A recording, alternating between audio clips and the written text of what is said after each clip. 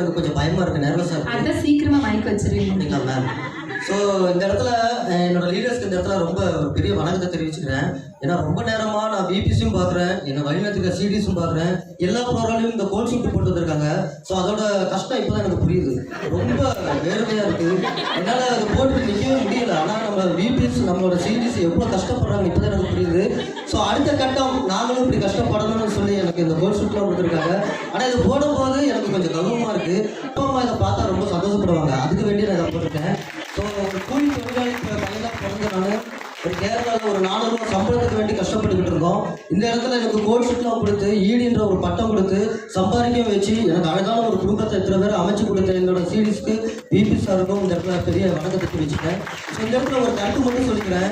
ஒரு பெண்கள் அவங்க வந்து வீட்டில் எப்படி இருந்தாங்கன்றது எனக்கு முன்னாடி தெரியாது, ஆனால் இப்போ எப்படி சொசைட்டியில் வாழ்ந்துக்கிட்டு இருக்காங்கன்றது எனக்கு புரிஞ்சிருச்சு.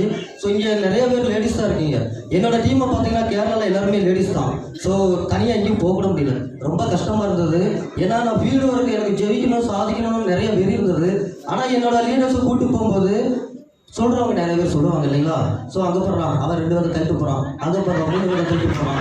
ரொம்ப கஷ்டமாகி போச்சு. ஸோ இதுக்கு வேண்டி என்னால் ஃபீல்டு வரைக்கும் போக முடியல.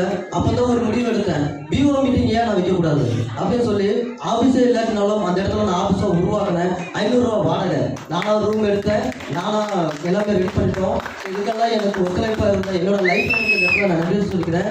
ஸோ நான் எப்படி போகிறனோ அப்படி தான் என்னோட குரு ஆசான்னு சொல்லலாம். எனக்கு இந்த வாய்ப்பை நிறைய கொடுத்து நம்ம ராஜேஸ்வரி சார் மூலியமாக அவருக்கு மூலியமா என்ன சொல்லணுமோ அதெல்லாம் அங்கே செஞ்சுடுவேன். ஸோ அந்த அளவுக்கு கஷ்டப்பட்டு எங்களுள்ள லேடிஸ்குள்ள கஷ்டத்தை நான் புரிஞ்சுக்கிட்டேன். ஸோ இனிமேல் மேலும் மேலும் ஆக்சிஸ் இந்தியா லேடிஸ்க்கான ஒரு வரம் நான் சொல்லுவேன். ஸோ எல்லாரும் எடுத்து பெஸ்ட்டாக மூவ் பண்ணுங்க. தேங்க்யூ, நன்றி, வணக்கம்.